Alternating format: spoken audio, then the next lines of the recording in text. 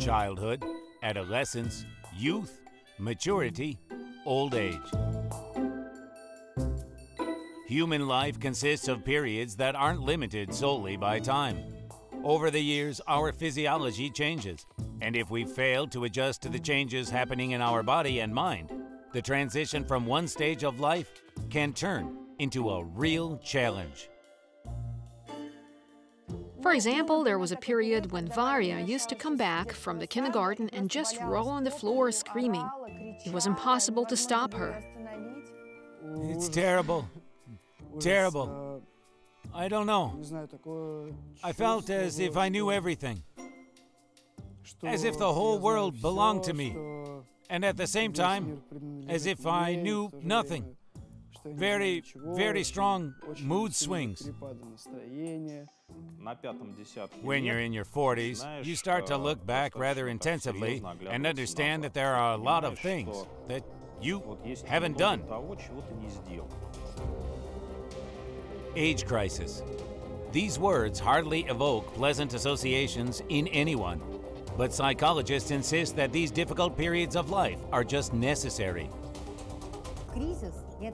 A crisis doesn't necessarily mean something bad. However, every crisis abides by its own laws. Any crisis during any time in the life has its own conditions. How it will occur, and this is what every person should know about. Not expect it. Wait and be happy like, hooray, I'm finally having a crisis. What crisis does a newborn baby come through? Is childhood really as a carefree time as we always think about it? How to go through the teenage years without hurting yourself and the people around? Why should you be happy to have a midlife crisis? In our film, we explain physiology and psychology of age crisis using real stories as examples.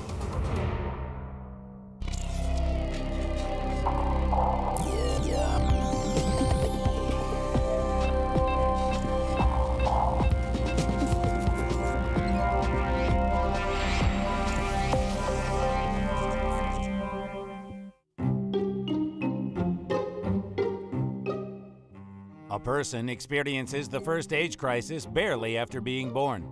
After leaving the mother's womb, the newborn is completely disconnected from all life support systems. Within extremely short terms, it has to adapt to completely new conditions of existence. At this moment, the baby just has to survive, to activate all its physiological mechanism responsible for adaptation, so to say. And the endocrine system surely holds the leading position here.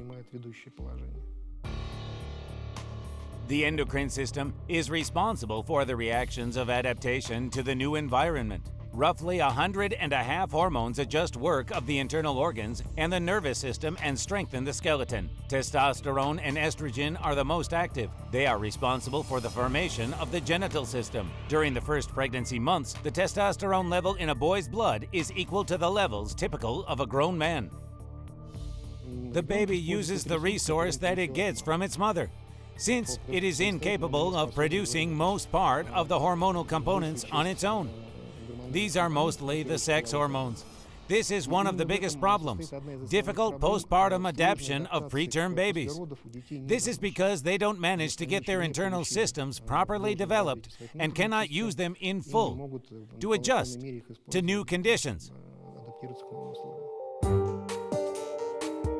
Psychologists call the period of the infant's adjustment to the life outside the mother's womb a newborn crisis. During the first months of life, drastic changes take place not only in the physiology, but also in the psychology of a little human. By the way, here's a thing that I, as a practicing psychologist, consider one of the most difficult ones to break for a grown person: basic distrust of the world. And sometimes, not sometimes actually, but roughly in 60% of the cases, this basic distrust of the world is forming at the age of 3 months. At the age of 2-3 months, when the baby looks for its mother with its eyes and it demands her to come and look at him, asks her by crying, and it can't do it another way. If a baby feels at a certain point that it can't achieve anything, it will start to look away. And this is a formation of a quiet powerlessness. We are used to thinking that a crisis is a depressed state caused by frustration. Clearly, the questions of the search for the meaning of existence cannot obsess a newborn. Specialists explain a crisis is based on changes, not emotional stress. Let's find out what a crisis is. Well, first of all, it is a collision, and any collision suggests movement. Upon collision, something happens. I believe that this is the positive role of a crisis regardless of how it goes. It is great that we go through crises, because it proves that we grow personally. There is no growth in depression. Depression is a disease. Well, watch the cartoons just for a little while today, okay? Sure, honey, for about 10 minutes, okay? Yes, do you hear me? Well, yeah, I don't hear you. The second crisis in a human life occurs approximately at the age of 3.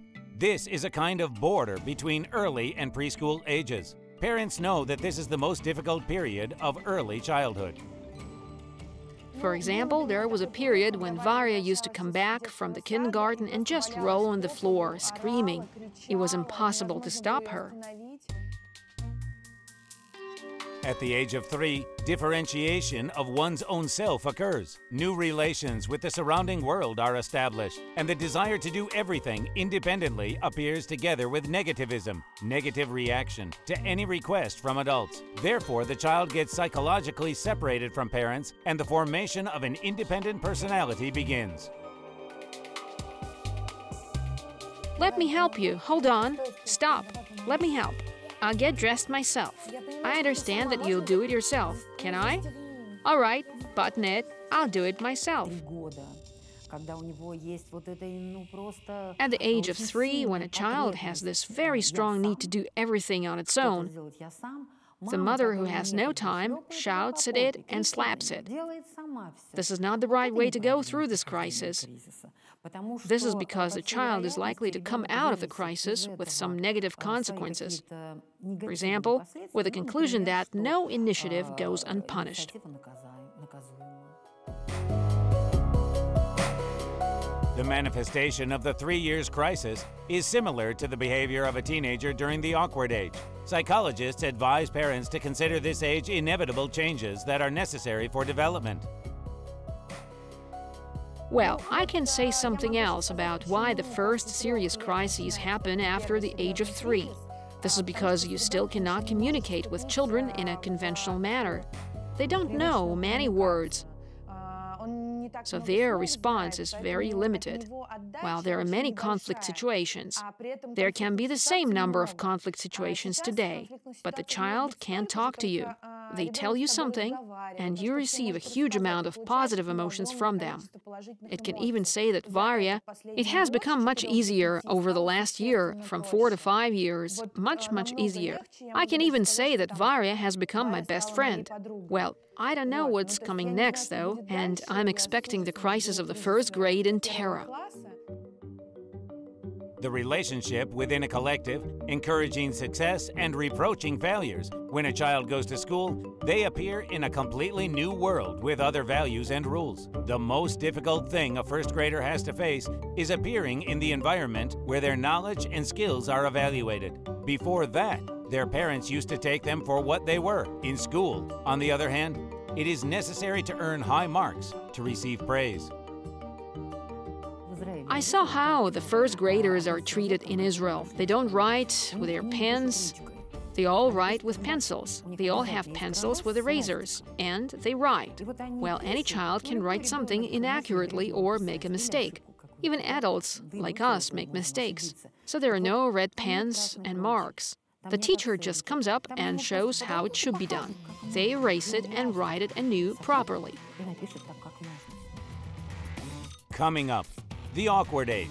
Is it really so terrifying for teenagers and their parents? Which social crisis emerged due to social media? Are there people out there who are happy about the occurrence of turning points in life?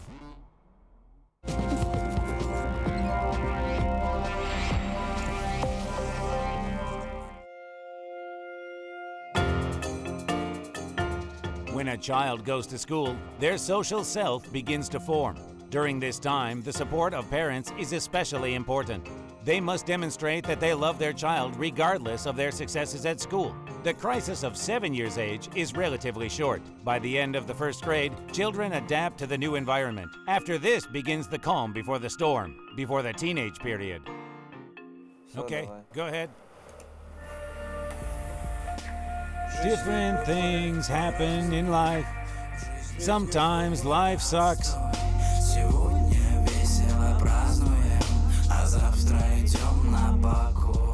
It's terrible. Terrible. I don't know.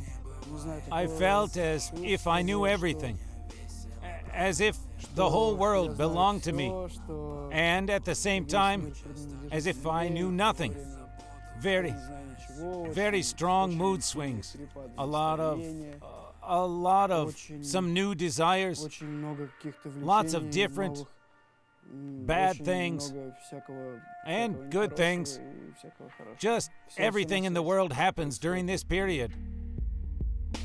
Gleb is 18 years old now. His crisis of the awkward age ended very recently.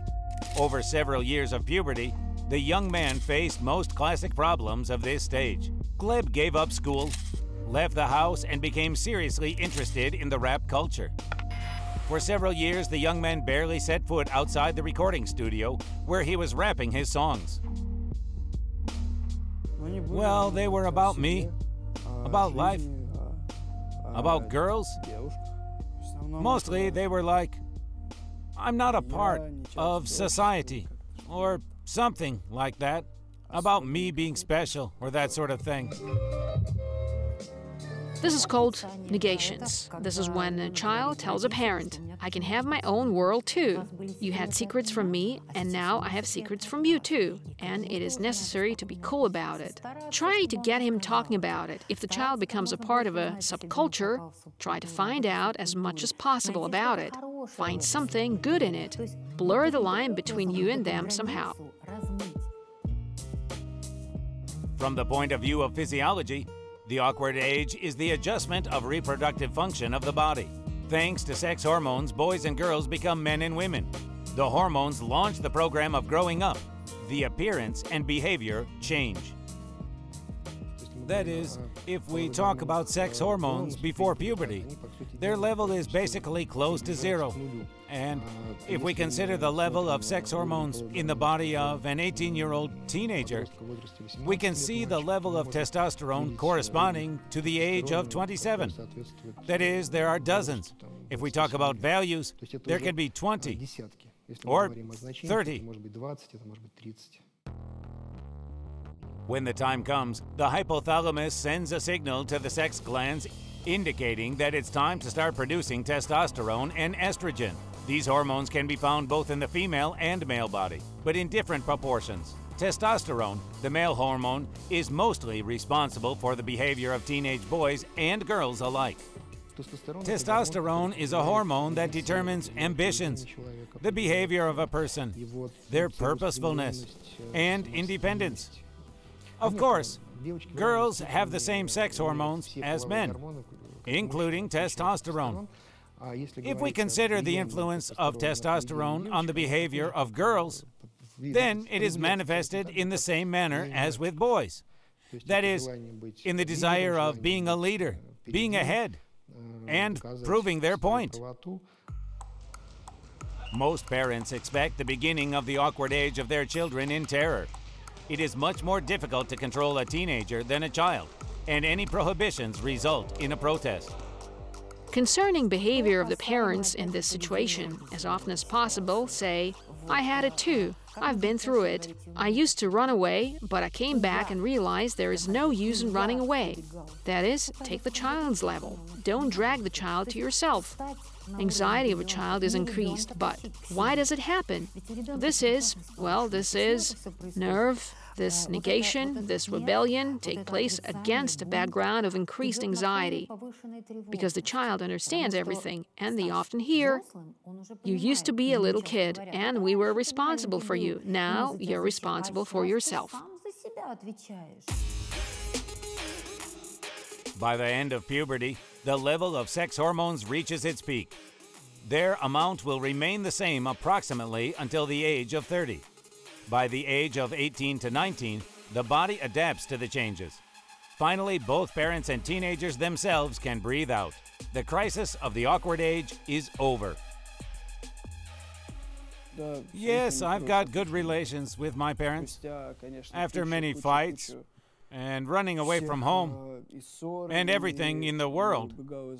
But in the end, we've come to this understanding, and everything's good now.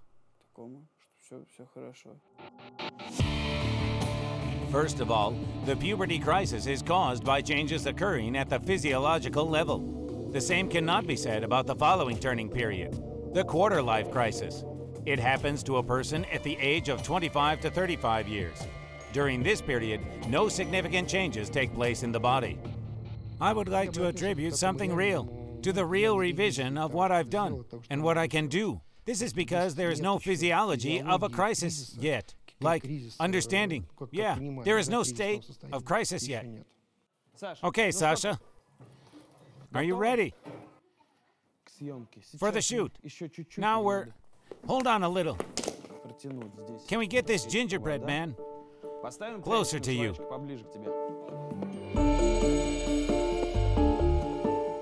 Nikita is 32 years old. He's been a TV and cinema producer his whole life.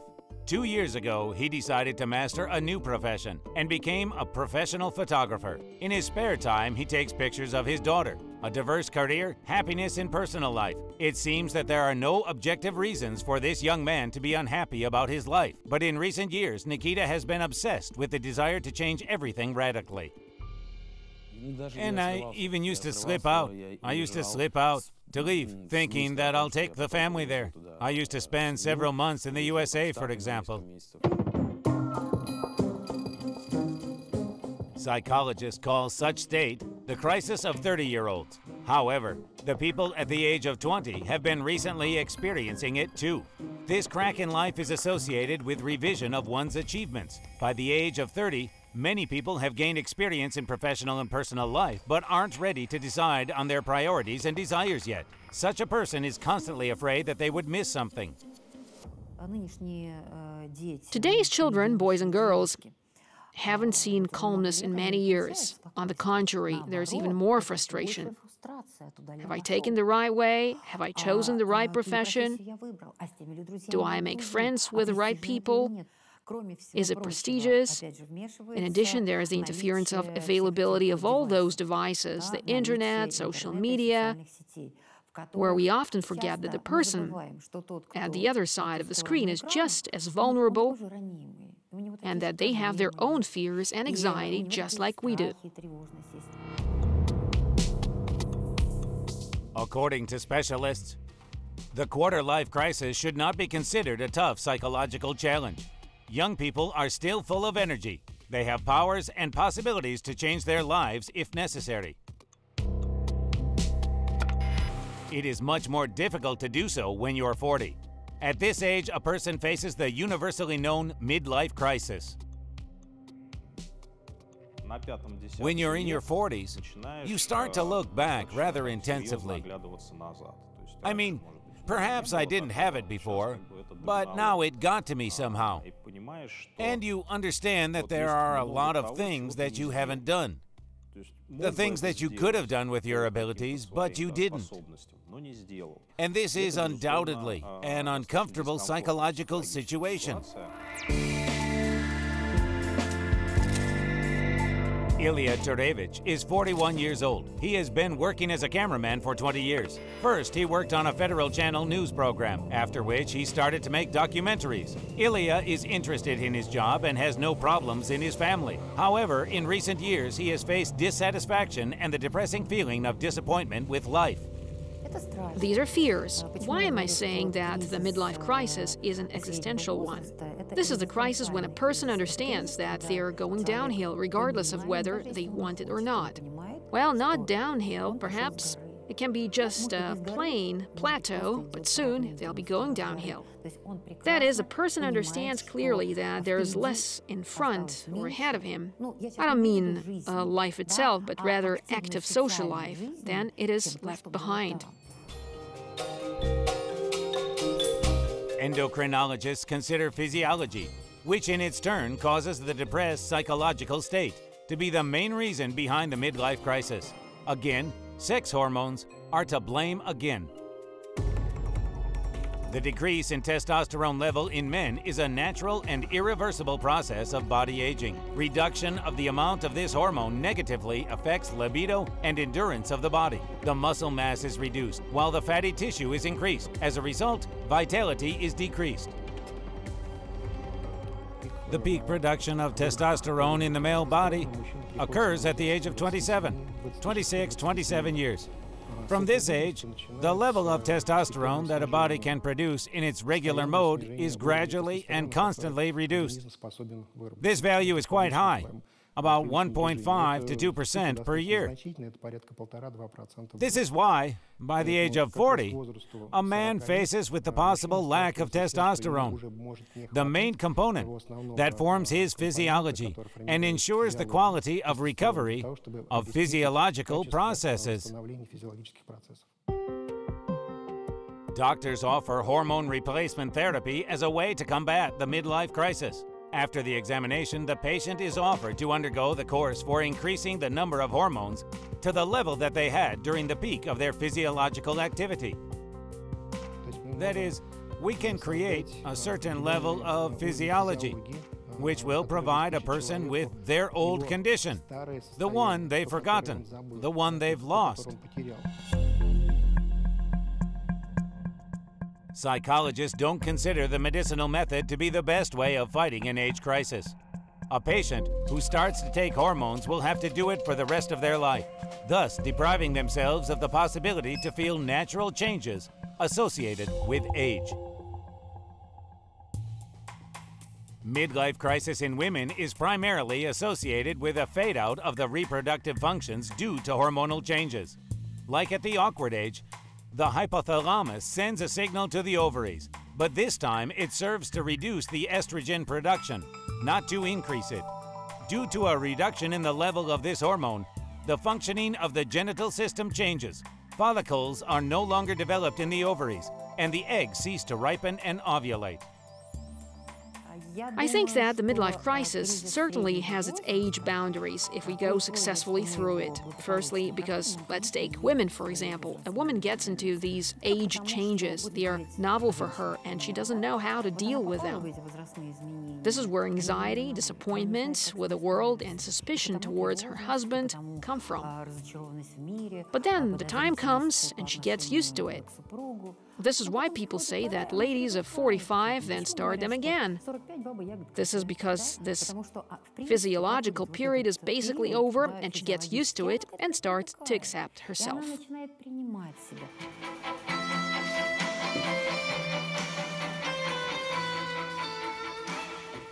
Hello, Zinaida Belukina and director Alexander Rodin in the studio. You're listening to A Person Who Never Had an Age Crisis. This is how journalist Zinaida Belukina calls herself. She is deputy director of a radio station and hosts 4 authors programs. However, Zinaida Nikolaevna never had spare time.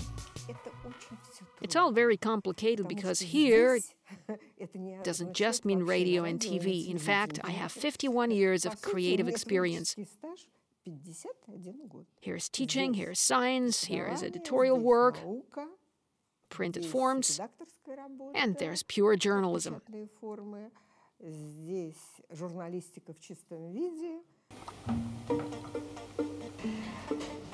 It's hard to believe, but Zinaida Belukhina is 70 years old. She sees the secret of her energy and optimism in never-ending activities and hobbies. The woman looks optimistically at turning points. First of all, an age crisis is a possibility to get to know one's own self. Just don't think that there must be some crisis. What comes is not a crisis, but a kind of growing up. A crisis, one thing coming out of another, is development.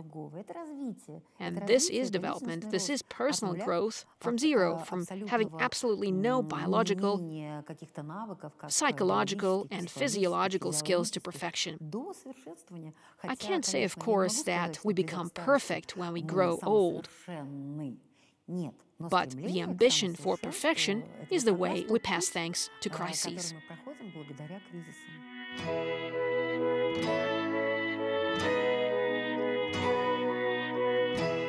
Physiological changes on the one hand and rethinking of life values on the other.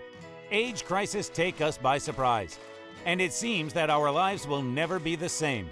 But perhaps we just need to change our attitude towards turning points and perceive them not as punishment, but rather as an incentive for development.